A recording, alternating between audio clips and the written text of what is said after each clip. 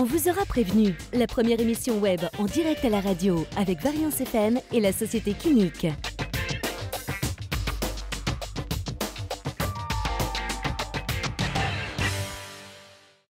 Alors nous avons le plaisir de recevoir Juliette Foguet qui s'occupe de la programmation de l'Electric Palace. Bonjour. Bonjour à vous. Donc, vous organisez des soirées tous les soirs avec différents artistes. Est-ce que vous pouvez nous dire un peu ce qui s'est passé ce week-end ?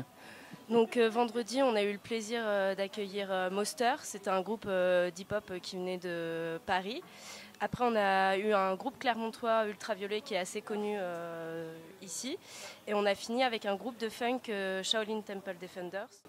Et ça vous demande à peu près combien de temps Beaucoup de temps, on s'y est mis depuis le mois de septembre en fait. On est dessus depuis le mois de septembre pour arriver à ce qu'on veut au mois de février en fait. Dès le mois de septembre, on se met dessus parce que c'est super long, il faut les contacter, il faut négocier avec eux, faire les contrats, donc ça prend pas mal de temps. Et vu que vous êtes une association étudiante, du coup, chaque année, ça... Chaque année, ça se renouvelle. Chaque année, c'est une promo différente chaque année. Et donc, on peut retrouver des styles différents. En fait, chaque année, ça dépend des étudiants et de ce qu'on souhaite faire à l'Electric Palace.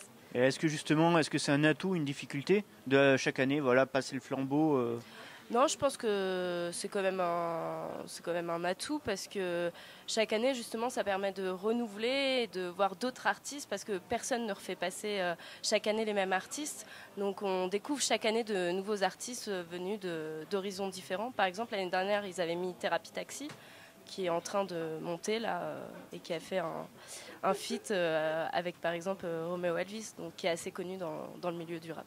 Donc, voilà. Et ce soir, qu'est-ce que vous nous réservez ? Alors ce soir, donc au bistrot de la mairie, ça sera Ulysse Von Ecstasy. Donc c'est un groupe de rock. Après à côté au Ashbury, il y aura aussi les Canulars de la Paix. Donc c'est un groupe d'ici. Et après normalement, si le temps nous le permet, sur la place de la Victoire, sur un camion là, donc ça sera bien en extérieur, il y aura un groupe d'ici K-White, c'est de l'électro, et suivi de Join Car Crew. Donc voilà. Donc on va voir si ça reste, comment on fait, si on trouve une solution de repli, si ça reste pas, voilà. Donc on préviendra les gens de toute manière. Non, en tout cas, merci d'être venu. Et puis voilà, il y aura une personne de chez vous qui sera présente tous les jours pour nous annoncer le programme de la journée. C'est ça, exactement. Merci à vous, bonne journée. Merci, au revoir. Donc nous avons le plaisir d'avoir notre compagnie Estelle Baldassin, qui est comédienne. Donc bonjour à vous. Bonjour. Vous êtes comédienne depuis combien de temps à peu près ? Ça fait 3 ans que du coup je me suis lancée dans le milieu du cinéma. Et j'avais fait du théâtre de ma petite enfance jusqu'à la fin du lycée. Mais je ne l'avais jamais vu de manière professionnelle en fait. Et puis j'étais en Inde où j'ai eu une révélation, un déclic. Et je me suis dit, à ton retour, voilà, tu te lances, t'en fais ta vie et voilà. Alors justement, comment se passe, comment vous préparez un tournage de film ? Comment vous mettez dans la peau du personnage ? Alors je prends en premier lieu, je vais lire le scénario, vraiment, savoir qui est mon personnage, un peu son rapport avec les autres, puis l'histoire en fait et l'univers dans lequel il va évoluer. Et après, j'aime bien travailler toute la psychologie du personnage derrière son passé et ce qui l'a amené à ce moment T. Et ça demande combien de temps à peu près ? Ça dépend du film. Hein. J'ai surtout travaillé sur du court pour le moment, donc puis ça dépend de la complexité de l'univers dans lequel il vit. On ne va pas du tout travailler la même chose si c'est un film historique, par exemple, parce qu'il y a tous les codes, l'éthique, il y a une recherche derrière historique pour être réaliste en fait et en osmose avec l'histoire. Parce qu'on ne va pas changer l'histoire. Si c'est un rôle beaucoup plus psychologique, par exemple, ou qui se passe à notre époque, on ne va pas travailler de la même façon. Donc ça dépendra. Ça dépend si on peut bien parler avec le réalisateur ou le scénariste. J'aime beaucoup travailler avec les scénaristes parce que c'est eux qui connaissent les personnages mieux que tous, qui connaissent l'univers parce qu'ils ont écrit quelque chose, mais derrière, ils ont pensé à tout. Donc... ça dépend le temps aussi qu'on a avant le tournage parce qu'il y a des tournages où on est au courant 1 semaine, 2 semaines avant, d'autres où c'est 1 mois avant, donc on aura plus de temps.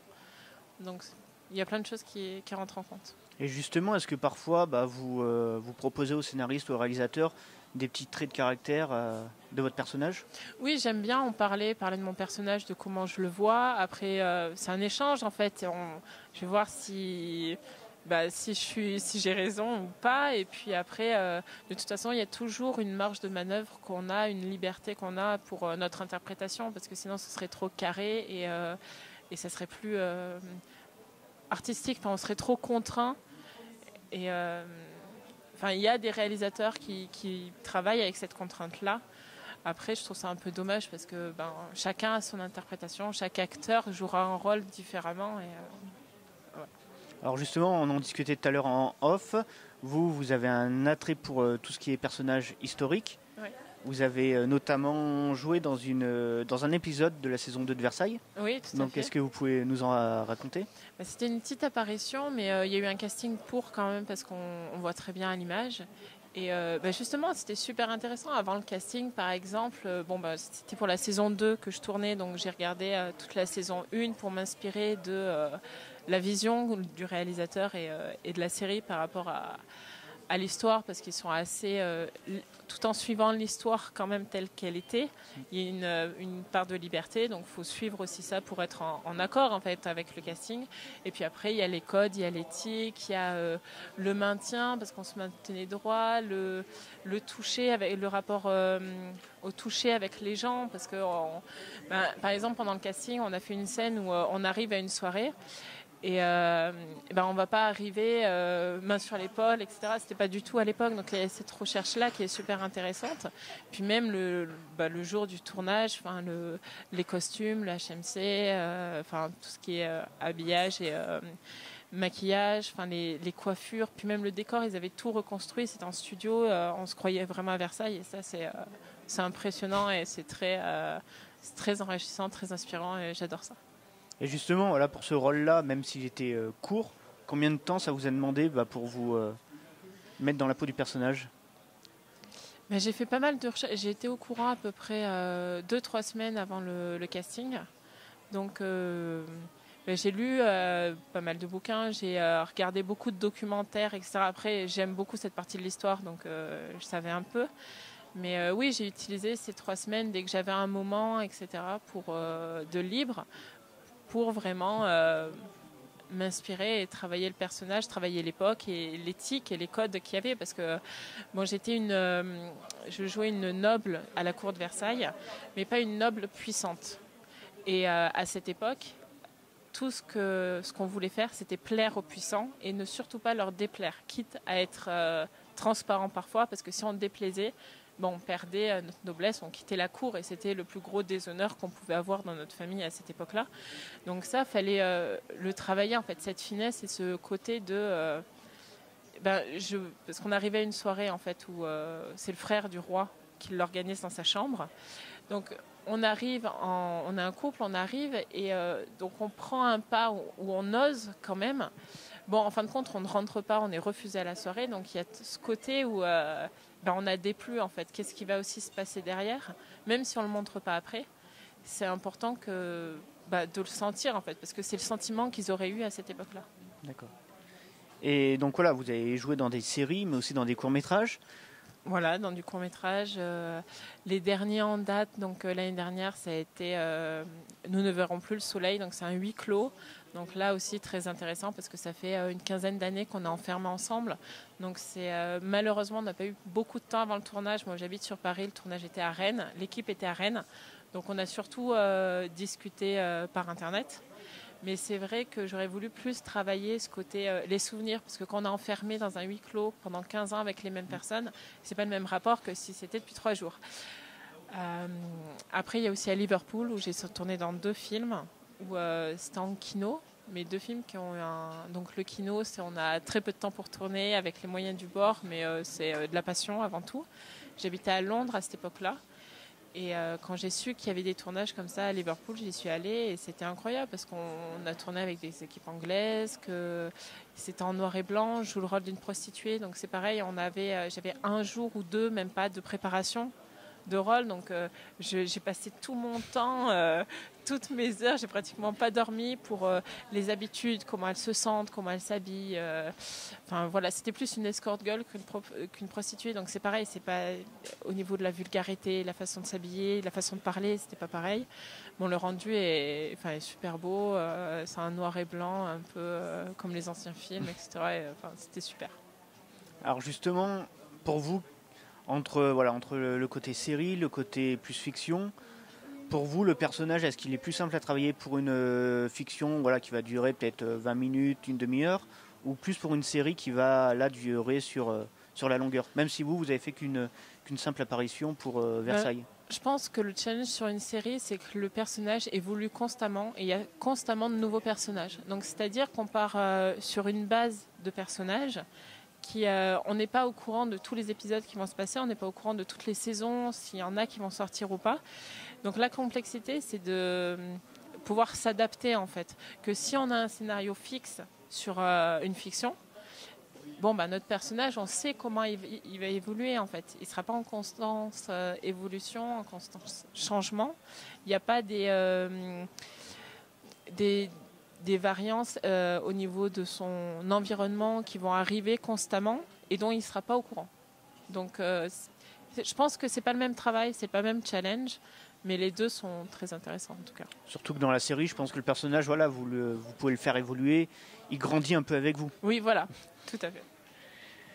Vous avez fait également des apparitions dans des épisodes du Tour du Bagel, avec Studio Bagel. Ouais. Donc, est-ce que vous pouvez nous en dire quelques mots? C'est un autre style.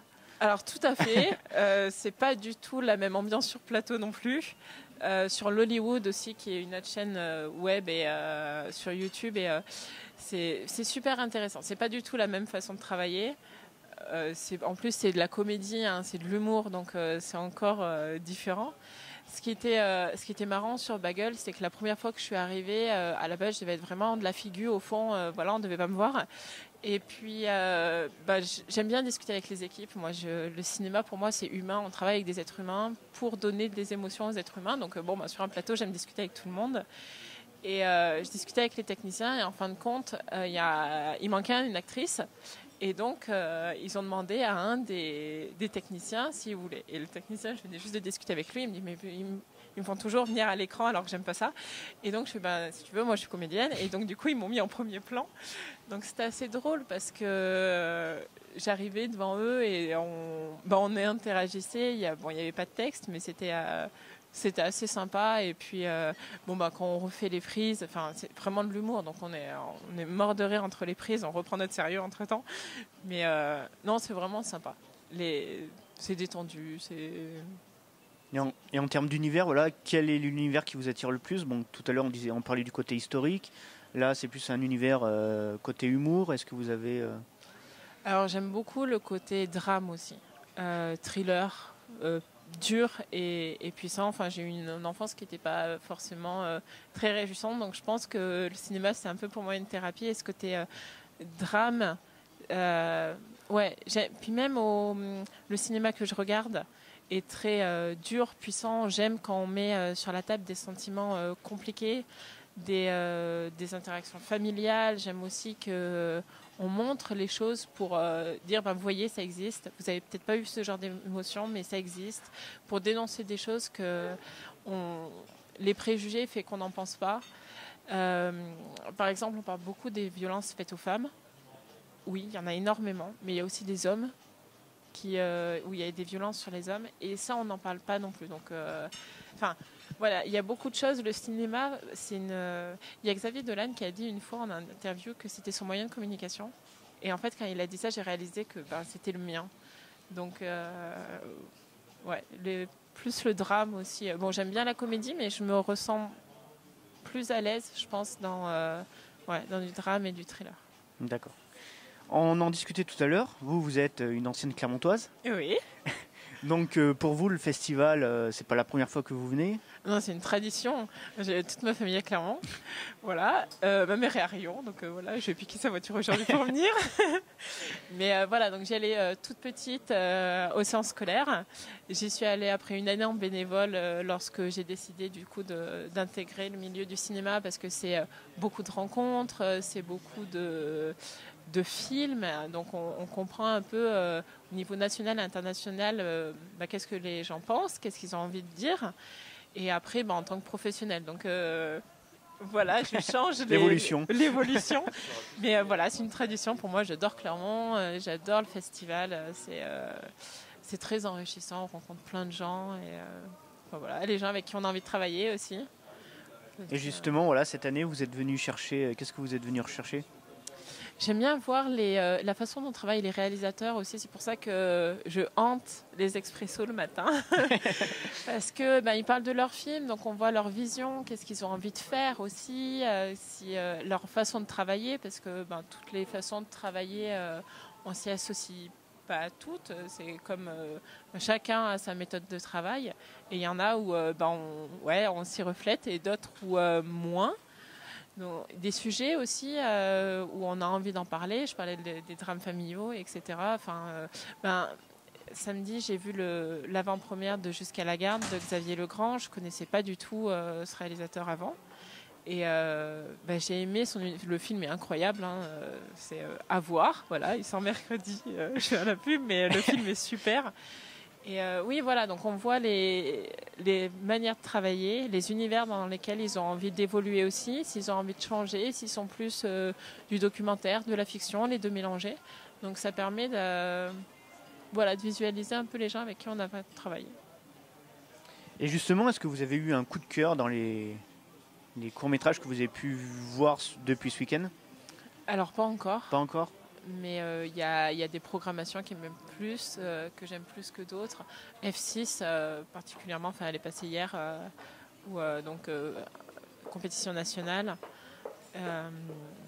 Non, pas encore. J'ai pas eu de coup de cœur, mais j'attends de voir parce que il y a tellement de sélections, il y a tellement de programmes que c'est un peu compliqué de tous les voir. Mais voilà. Alors pour finir, le thème cette année, c'est la gastronomie. Oui. Donc une petite question culinaire. Attention. Quelle est votre recette préférée? Ah, je ne sais pas. Il y a la tartiflette qui m'est venue en premier, mais bon, c'est parce qu'il neige, c'est pour ça, c'est inspirant, voilà. On a envie de pommes de terre de fromage. Mais non, mais il y en a plein. J'ai beaucoup voyagé, donc il y a beaucoup de menus qui me viennent. J'ai vécu au Japon, j'ai vécu en Inde. C'est des gastronomies qui me plaisent. J'ai vécu en Angleterre, ça me plaît moins. Mais voilà, on va dire la tartiflette, c'est de saison. C'est ça. En tout cas, merci à vous. Je vous en prie. Et bon festival. Bon festival à tous. Merci. Donc nous avons le plaisir de recevoir une partie de l'équipe technique du film un peu après minuit. Donc il y a Anne-Marie Puga. Bonjour. Qui vous êtes co-auteur et co-réalisatrice du film. Pascal Marin, directrice de la photographie. Et Jean-Raymond Garcia, vous êtes co-auteur et co-réalisateur, producteur du film également. Bonjour à tous. N'hésitez pas à prendre le micro. Donc ce film nous plonge dans une communauté de non-voyants avec Suzanne qui est une jeune institutrice. Est-ce que vous pouvez nous en parler? De Suzanne ou du film du film c'est un court-métrage qu'on a tourné quasiment jour pour jour il y a 1 an en fait. Puisque, sauf erreur de ma part, le tournage a démarré le 6 février. Donc 1 an après, être au 40e festival de Clermont-Ferrand, c'est assez formidable. Et puis le film a été diffusé hier soir sur France 2, donc c'est doublement important. Le film en lui-même, c'est un film de genre qui effectivement met en scène une jeune enseignante, Suzanne, qui est interprétée par India Air, qui va tout mettre en œuvre, puisqu'elle est aveugle, pour recouvrer la vue. Voilà. Je ne sais pas si tu veux dire quelque chose. Donc voilà, il faut savoir, l'actrice India Air, elle n'est pas non-voyante. Donc voilà comment elle a fait pour justement se plonger dans le rôle, dans la peau d'une non-voyante. Est-ce qu'elle a suivi, je sais pas, pas une formation, mais est-ce qu'elle a été entourée de personnes non-voyantes?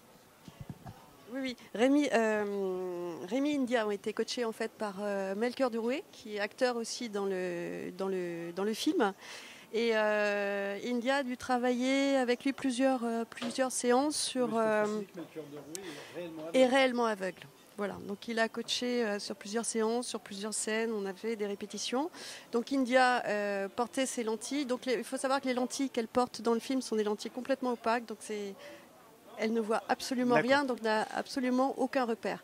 Donc il l'a fait travailler avec ses lentilles sur les déplacements, sur l'équilibre, comment trouver son équilibre, comment se déplacer avec la canne, quel repère on prend avec une canne, tout ce problème de spatialisation quand on est frappé de cécité. Voilà, donc elle a travaillé tout ça avec Melchior. Et Rémi Tafanel, lui de son côté, avait travaillé... Alors en plus de ce coach avec Melchior, avait travaillé avec une association de non-voyants. Il a dû passer plusieurs mois d'ailleurs avec eux. Il a été au cinéma avec eux. Il a passé du temps avec eux. Et alors c'était très marrant parce qu'il expliquait, il racontait le film.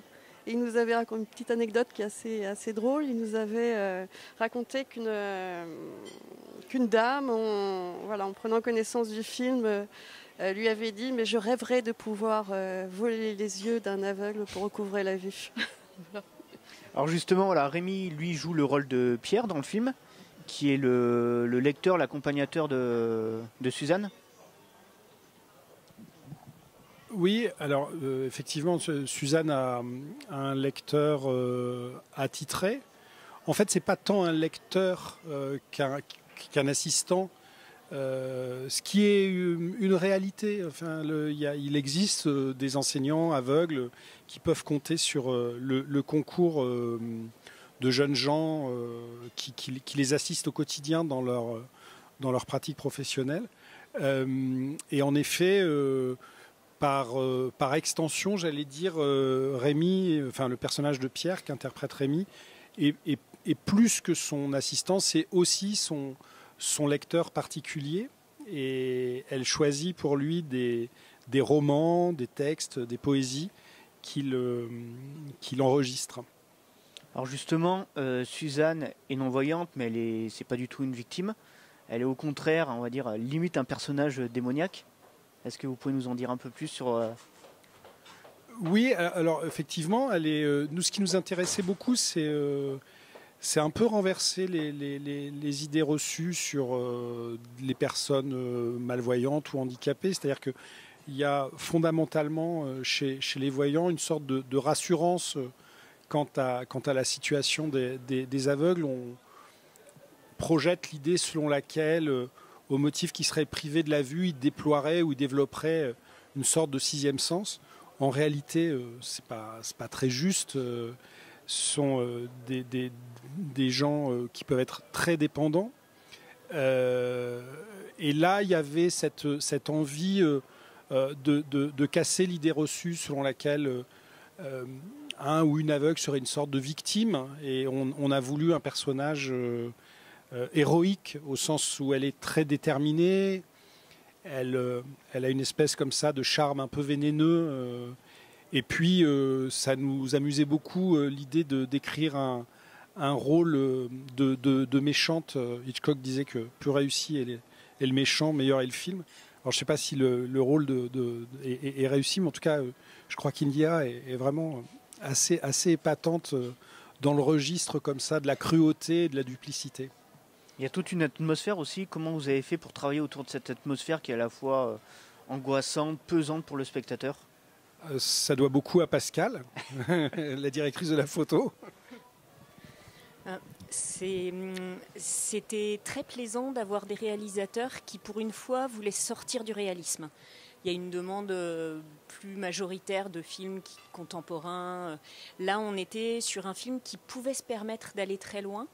Il y a eu aussi tout un choix de décors particulièrement divers et tous intéressants, que ce soit le jardin d'hiver, cet endroit où on ne sait plus très bien si la végétation est dedans, dehors, et puis l'appartement d'India où sur le tournage on a pris la décision, on s'est dit il faut quelque part qu'on fasse comprendre qu'il y a quelque chose de fantastique qui se joue là, donc la sorcellerie, et donc la couleur rouge nous a semblé quelque chose qui parvenait bien à transmettre cette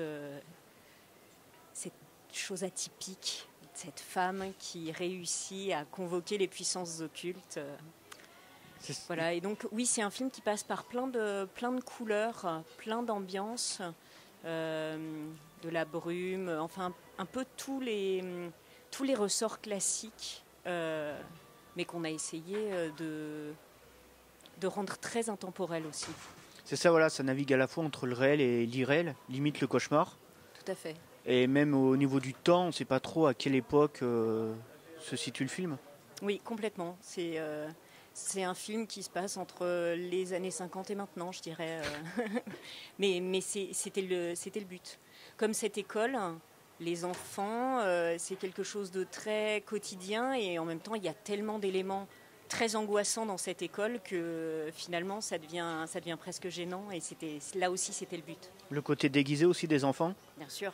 Et quel lien entretient Suzanne avec, je ne sais plus son nom, mais la jeune élève? Avec Amandine.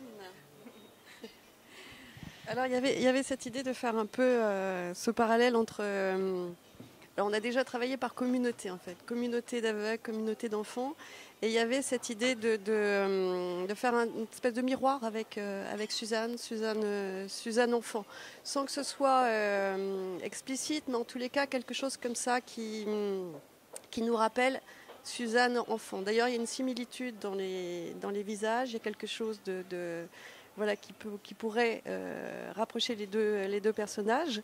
Et puis on l'a traité un peu comme ça aussi dans le scénario, c'est-à-dire que cette petite fille qui se fait violenter par les garçons, c'est aussi exprimer une souffrance d'une certaine façon.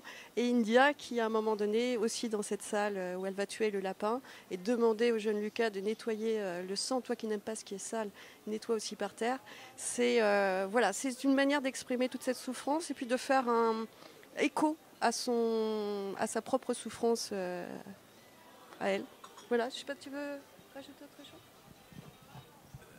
Oui, juste par rapport à la question précédente, c'est un film qui est très poreux entre rêve et cauchemar et réalité. Ça a été une décision prise très peu de temps avant le tournage. On a été contraint de réécrire le scénario faute de moyens suffisants pour envisager le film sur sa durée originale. C'était un projet qui devait faire une 40aine de minutes. Et avec un personnage de Suzanne qui était dans l'apprentissage, dans la construction d'une certaine façon de son statut de sorcière. Et là, ce qui a été le choix radical, je crois assez payant, ça a été de poser immédiatement le personnage dans cet état de sorcière. Et ça n'était envisageable qu'à la condition d'élaborer cette porosité, je ne vois pas d'autres mots, entre le rêve, la réalité. Et puis il y a aussi, par rapport à ce que vous disiez, ça a l'air de rien, mais quand vous avez des enfants je crois qu'ils ont 8-9 ans, c'est une classe de CM1 ou de CM2, toutes les écoles élémentaires, les écoles primaires qu'on a visitées pour le tournage, en réalité, c'est tellement réaliste, tellement connoté, tellement vu aussi au cinéma qu'on a fait le choix d'une salle d'art plastique dans un lycée. Et l'air de rien, cette espèce ces très hauts plafonds, cette vitrine d'animaux empaillés qui sont bel et bien dans ces couloirs. C'est un lycée qui est dans le 15e arrondissement à Paris qui affecte la forme d'un paquebot. En fait, c'est assez étonnant. C'est un des premiers lycées art déco à Paris. Je pense que tout ça participe effectivement de de cet univers. Mais on a beaucoup travaillé sur l'univers graphique, en effet. Ouais. Alors justement, vous en discutez tout à l'heure, c'était la prochaine question que je voulais vous poser. Est-ce que le fait d'avoir fait un court-métrage vous donne l'envie de faire un long-métrage par rapport à cette histoire ? Alors, en fait, Marie et moi écrivons notre premier long, pour lequel d'ailleurs on a obtenu une aide à l'écriture. Il y aura à nouveau Pascal Marin à la photographie et il y aura à nouveau Indy Air qui a dit oui. Et c'est une question un peu compliquée parce qu'en réalité ça a à voir mais pas tant que ça. Le film s'appellera vraisemblablement Les Vulnérables. Ça se passe dans un institut, il y a encore des aveugles, mais je pense que le film sera beaucoup plus violent. Et surtout, en termes de récit, on peut s'autoriser avec le court-métrage des très grandes ellipses. La dramaturgie de ce film-là n'est pas très classique, j'allais dire. Sur un long, c'est impossible de ne pas envisager un récit plus... Je ne sais pas s'il est plus élaboré, mais en tout cas avec des personnages qui sont précisément dans une construction. Et là, on va adopter les schémas du conte horrifique. Voilà. Si, je veux bien. Alors déjà l'expérience. Alors le cours, trouver une équipe qui soit aussi. Voilà, en vrai, on s'est vraiment très très bien entendu avec Pascal, très bien entendu. Voilà, c'est comment dire, c'est très compliqué de trouver et de pouvoir avoir cette expérience où on s'accorde aussi bien, c'est-à-dire à la fois dans la manière de travailler, dans la manière de travailler, c'est-à-dire qu'on aime beaucoup, nous, communiquer avec des images, avec des cadres. Voilà, Pascal aime ça. Donc c'est très facile comme ça. On peut parler du projet de long métrage tout de suite à Pascal, lui envoyer des choses, commencer à rentrer dans les scènes. Voilà, il y a quelque chose dans l'élaboration qui se fait très tôt. Et c'est extrêmement agréable. Comme nous, par exemple, en coécriture, on est toujours en train d'en parler. Il y a des scènes qui s'écrivent, d'autres qui prennent plus de temps, etc. Et là, on a trouvé une équipe qui est proche de cet univers, qui le comprend.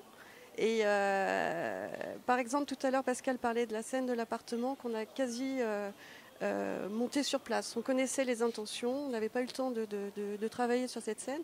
Et là, tout à coup, il y a une équipe qui s'est mise au service de cette mise en scène avec une espèce de générosité, de compréhension. Tout ça a été très très vite alors que cette scène n'était pas écrite, elle aurait pu être très laborieuse, on aurait pu perdre du temps. Et en fait, pas du tout. Donc aller vers le long métrage, c'est aussi encourageant parce qu'on a trouvé nos collaborateurs artistiques. Et ça, c'est extrêmement précieux.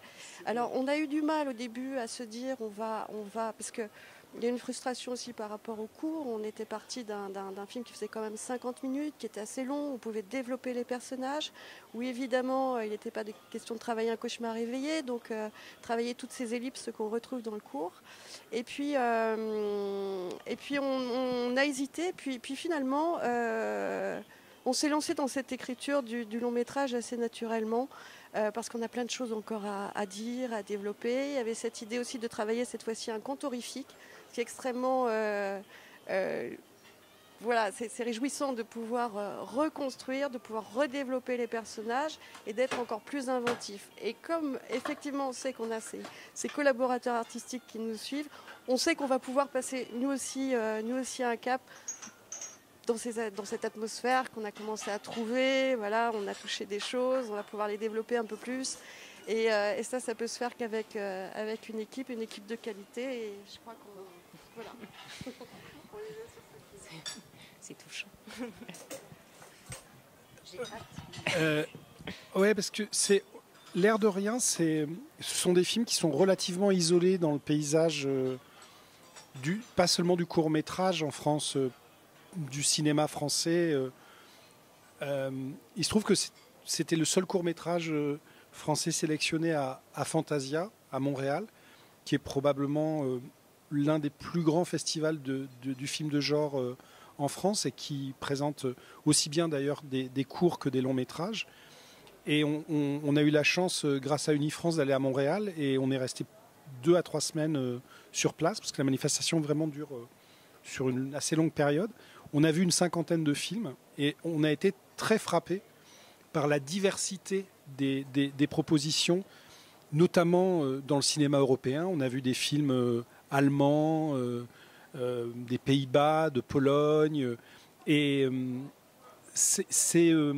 en fait, le genre accueille énormément de propositions. C'est du merveilleux jusqu'au fantastique, à l'horrifique, en passant par des codes qu'on identifie, d'ailleurs peut-être de façon trop importante en France, qui sont les zombies, le slasher, des choses comme ça. Là, nous, on est dans quelque chose qui évolue plus dans le cinéma de la cruauté ou du côté de l'effroi. C'est-à-dire il y a très peu d'effets dans notre film. On souhaitait expressément que les quelques effets spéciaux soient des effets spéciaux purement mécaniques, de maquillage. Il n'y a absolument pas de recours au VFX, enfin aux effets spéciaux numériques en post-production. Et c'est un choix... c'est pas un choix passéiste, hein. C'est que je pense qu'on est on évolue dans un paysage plus sobre d'une certaine façon, ce qui n'exclut pas un très gros travail de direction artistique. Ce qui est aussi important de dire, c'est que c'est un film qui est beaucoup élaboré sur un partage avec des cinéphiles, c'est-à-dire que ce soit Pascal, Charlie Cabossel, qui est l'ingénieur du son, c'est des gens qui connaissent assez bien, même parfois même très bien, le cinéma de genre. Et pour les comédiens, ça a été pareil. On a beaucoup transmis de DVD, et d'ailleurs pas seulement des films de genre, simplement pour poser comme ça une espèce d'ambiance de travail. C'était extrêmement agréable. Alors justement, le film a été sélectionné à Clermont-Ferrand. Est-ce que vous avez déjà assisté à l'une de ces projections, ici à Clermont ? Alors pour dire la vérité, personnellement, je viens de vivre un cauchemar en conférence de presse, petit déjeuner expresso. Mais le film est passé hier, effectivement, salle Cocteau. Ça s'est plutôt bien passé. Il est dans le programme F6. Mais ce qu'on constate, je pense très sincèrement que Clermont étant la manifestation qu'on connaît, qui offre comme ça ce panorama, cette diversité des esthétiques dans le court-métrage français, c'est extrêmement réjouissant d'être ici parce que je pense, et je le dis sans aucune prétention, c'est un film qui est assez particulier. Je pense qu'il est moins courant que la veine entre guillemets classique du court-métrage français. Après, hier, ça s'est plutôt bien passé. Je crois que la projection s'est plutôt bien passée. Mais la conférence de presse, non. Est-ce que vous avez d'autres projets en préparation, à part celui du long-métrage, plus en cours ? Soit en qualité de producteur, oui. Non, Marie ? Oui, moi j'ai un projet de court-métrage. Alors plutôt film de genre aussi, mais plutôt dans la veine humour. Voilà, humour noir plutôt, on va dire. Et sinon, en production, oui, Jean-Raymond, toi tu as des projets ? En fait, on va produire le nouveau court-métrage de Mathieu Mègemont, qui est le musicien du film, qui est aussi réalisateur.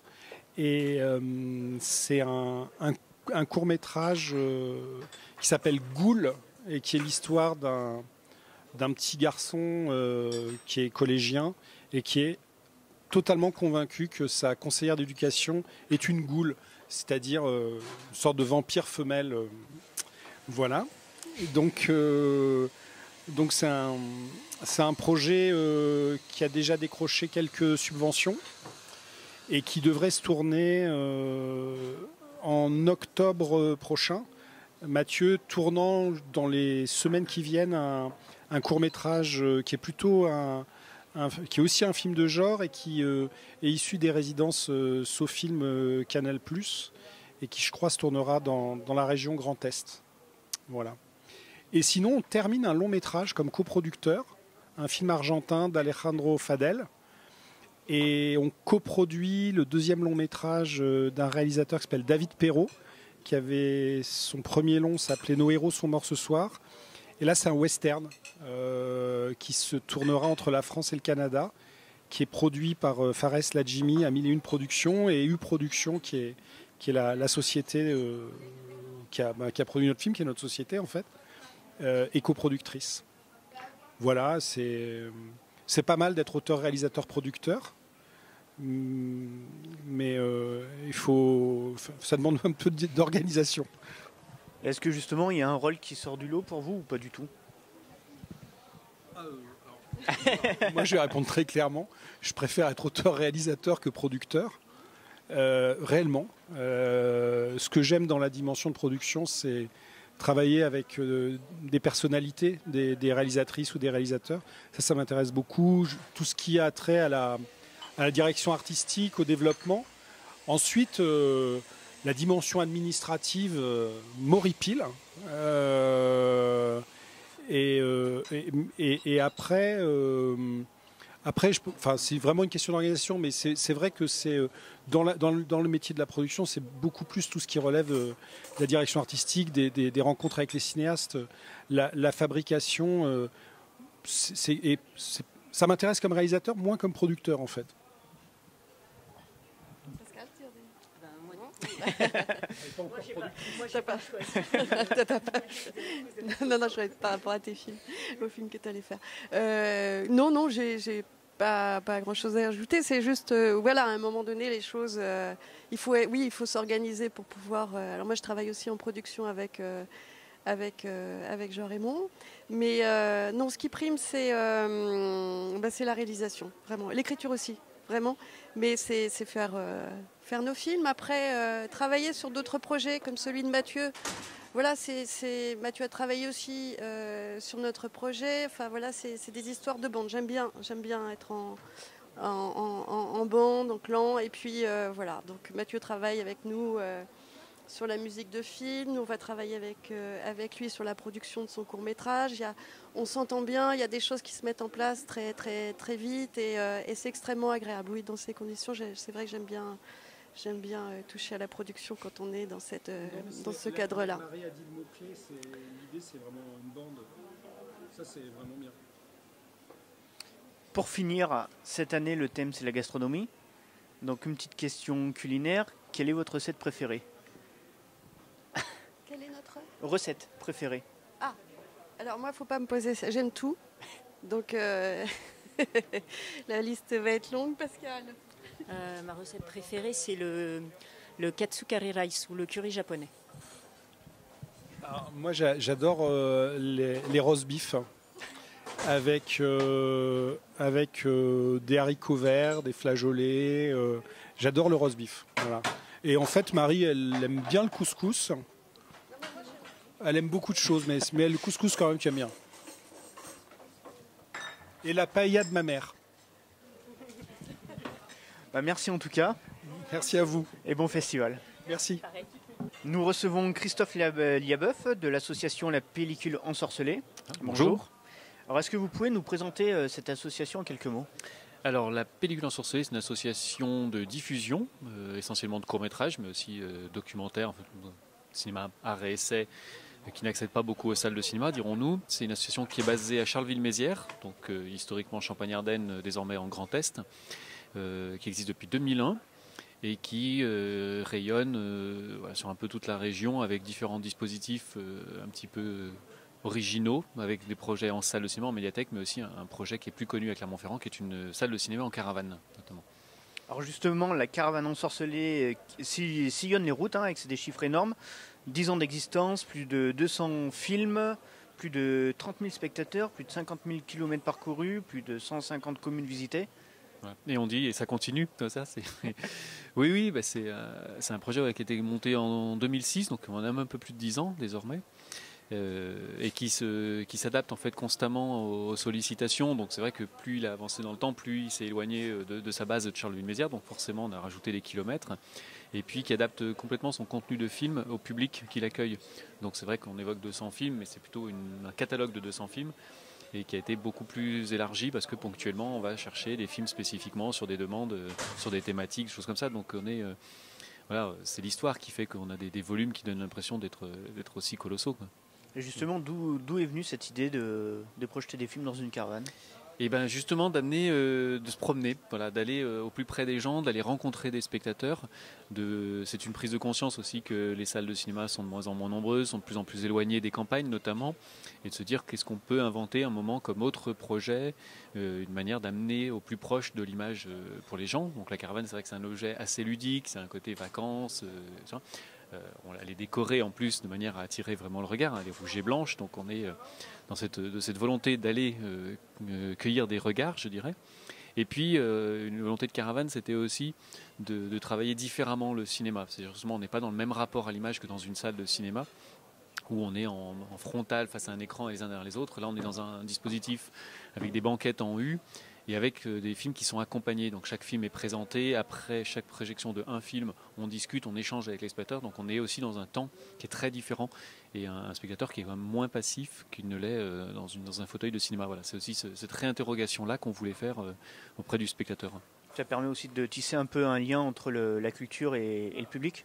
C'est ça, oui, on fait beaucoup de cette manière, une sorte de lien social, on fait de l'éducation à l'image, si on veut employer des grands mots à la mode. On est dans un intermédiaire, on est aussi un objet de médiation autour du cinéma. C'est pas uniquement une salle de cinéma, c'est une salle qui est là pour montrer des films, qui fait de liens avec d'autres festivals, et qui donne aussi envie aux gens d'aller voir d'autres choses. Voilà, c'est un peu cette idée-là, complètement. Alors justement, la caravane fait escale cette semaine à Clermont-Ferrand. Depuis combien d'années vous venez? Clermont-Ferrand avec la caravane, je pense que ça doit faire 7 ans, à peu près, 7 ou 8 ans. C'est un rendez-vous très important. En plus, là, c'est vraiment un rendez-vous qui est lié aussi avec la région, donc avec la région Grand Est. J'évoquais les 200 films du catalogue. Typiquement, pendant le festival de Clermont-Ferrand, la caravane, elle est là auprès du marché du film pour mettre en avant les films accompagnés et soutenus par la région Grand Est. Donc on est sur un catalogue bien spécifique. Et l'idée, c'est de montrer que la région, elle accompagne des projets de diffusion, comme la caravane et comme l'association La Pellicule Ensorcelée, mais elle accompagne aussi les réalisateurs et de montrer un peu ce que font ces réalisateurs dans ce cadre-là. Donc on a des films qui ne sont pas forcément les films qu'on a l'habitude de voir dans la caravane. C'est vrai que la caravane, au quotidien, c'est plutôt des films assez courts qui font entre 3 et 15 minutes. Là, pendant le festival, on a un catalogue avec moins de titres, mais avec une possibilité d'aller voir des films qui font 25-30 minutes, parce que ce sont les dernières réalisations en fait, de la région. Voilà. Et le festival de Clermont-Ferrand, qu'est-ce qu'il représente pour vous? Alors pour nous, au niveau de la pellicule ensorcelée, c'est un rendez-vous majeur. Parce que justement pour montrer des choses de notre région, mais aussi le moment où on va faire nos rendez-vous, rencontrer énormément de collègues, d'homologues de France et d'au-delà. Et c'est grâce à Clermont-Ferrand que la caravane a tourné à Brest, à Nice, un peu de partout en France, voilà, parce qu'on se rencontre à cet endroit-là. Et puis, comme nous, la pellicule ensorcelée, on fait aussi des programmations régulières en dehors de la caravane, donc en médiathèque, à Reims, à Charleville. C'est aussi un lieu où on se nourrit de films, on voit énormément de films courts. Et on fait notre marché, en fait, comme tout le monde. Voilà, on voit des dizaines et des dizaines de films, on met ça dans la besace, et puis en rentrant à la maison, on se dit, comme nous sommes des passeurs d'images, on a envie de montrer ces films qui nous ont touchés, qui nous ont fait rire, qui nous ont interpellés, et dire, voilà, maintenant ces films qu'on a vus ici, il faut qu'ils existent ailleurs. Ils peuvent exister dans la caravane, ils peuvent exister dans d'autres espaces. Et nous, clairement, ça nous nourrit énormément, et ça nous donne surtout envie de faire partager ce plaisir qu'on a ici à d'autres qui sont ailleurs, quoi. Alors vous êtes à Clermont jusqu'à vendredi. Les diffusions sont de 16h à 19h. Ouais, alors la caravane n'est ouverte que de lundi à mercredi. Alors, en revanche, d'accord. Ouais, c'est ça. On fait que 3 jours d'ouverture de 16h à 19h. Et ça représente à peu près combien de diffusions? Alors c'est du non-stop, c'est du libre accès et c'est vraiment à la demande. Donc ça va dépendre de la durée des films par exemple, qui vont être présentés. Si quelqu'un vient et demande un film en particulier qui fait 15 minutes, voilà, ça dure 15 minutes. Si le film d'après fait 30, donc je serais incapable de dire aujourd'hui combien de films on va passer, combien de temps ça va être, et ça dépend des spectateurs qui vont demander des choses. Alors vous en avez parlé tout à l'heure, vous êtes associé aussi avec le Grand Est. Demain vous organisez on va dire une petite soirée avec ambiance musicale et tout. Est-ce que c'est important pour vous aussi de promouvoir le cinéma de votre région? Oui, parce que c'est pas du régionalisme pur et dur et concurrentiel qui existerait entre régions. Hein. On n'est pas là pour dire c'est mieux ici, c'est moins bien là-bas ou je ne sais quoi. C'est plutôt de montrer aux réalisateurs et aux producteurs qu'il y a une dynamique, qu'il y a une diversité qui se fait. Et c'est vrai que c'est important de faire ça de manière conviviale. Donc c'est pas peut-être à ce moment-là que les gens vont plus aller voir des films dans la caravane, mais c'est en ce moment-là qu'ils vont avoir plaisir à se rencontrer, de discuter avec des réalisateurs qui ont tourné, qui vont peut-être faire des retours d'expérience aussi, de comment ça se passe, quel est l'accueil, les bureaux d'accueil de tournage de la région Grand Est, que sont les fonds d'aide de la région, comment on accompagne sur l'écriture, sur la production, voilà, la richesse de ce territoire-là. Qui est identifié un petit peu parfois par le long métrage, parce qu'il y a quelques réalisateurs, voilà, Clément Cogitor qui a fait un long métrage en région, Hubert Charuel qui est le cinéaste un peu emblématique en ce moment, puisqu'il a eu une nomination avec Petit Paysan pour les Césars qui était tourné en Grand Est, donc le tout public et le large public connaît cette partie-là. Et de se dire dans le court il y a aussi énormément de monde, et de voir qu'on tourne du court-métrage documentaire, qu'on tourne du court-métrage de fiction, qu'on tourne des choses un peu plus fantastiques, peut-être un peu plus... Voilà, c'est toute cette diversité, et de faire un temps convivial, ça permet ces échanges et cette connaissance des lieux et des interlocuteurs. Alors justement, si nos auditeurs souhaitent en savoir plus sur votre association, alors lapelliculeensorcelée.org sur internet, sur le Facebook comme tout le monde, et puis côté Grand Est évidemment, 2 entrées côté région Grand Est et côté agence culturelle où il y a les bureaux d'accueil de tournage. Là, c'est pareil, ça se trouve très facilement. Et les prochaines étapes de la caravane? Alors la caravane, elle reste à Clermont-Ferrand. La semaine prochaine, on tourne avec les médiathèques de la métropole depuis 3 ans. Donc on va se promener ensuite à Aubière, Orsine, Landes, etc. pendant toute une semaine. Donc c'est vrai que si les gens veulent nous resuivre, il ne faut pas hésiter, justement pour les Clermontois, à venir voir des films et là de prendre plus de temps, parce que c'est moins l'euphorie du festival. Et là je pense que cette semaine pendant le festival, les gens sont aussi beaucoup dans les salles.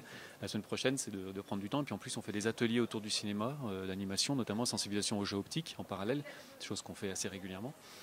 Et puis après, on va se promener, on va monter sur le Val d'Oise pour le festival Image par Image. On revient dans la région pour le festival Ciné-Court animé à Roanne. Après, on part en Bretagne sur le festival du film d'animation de Rennes.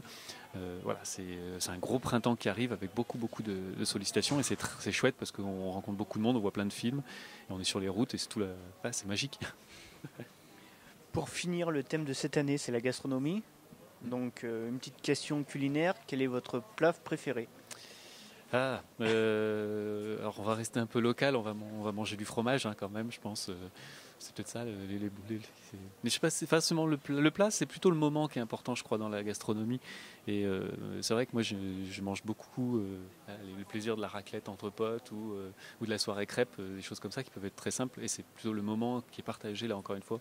J'ai l'impression que de dire que ce mot, que c'est du partage, j'ai l'impression ça donne l'impression d'être très euphorique, mais voilà, c'est la gastronomie, je pense que c'est le plaisir de la table, et c'est ce qui est spécifique à la France d'ailleurs. C'est pourquoi on a cette question de la gastronomie qui est aussi forte, c'est parce qu'on partage des repas et qu'on continue d'avoir ces temps communs et voilà, autour d'une table avec le plaisir de la bonne chair. Donc voilà, c'est une bonne manière de pas trop répondre, ça. Merci en tout cas. Merci à vous. Et bon festival. Bon festival, et puis au plaisir de vous croiser à la caravane alors. Merci. On vous aura prévenu, la première émission web en direct à la radio avec Variance FM et la société Kinic.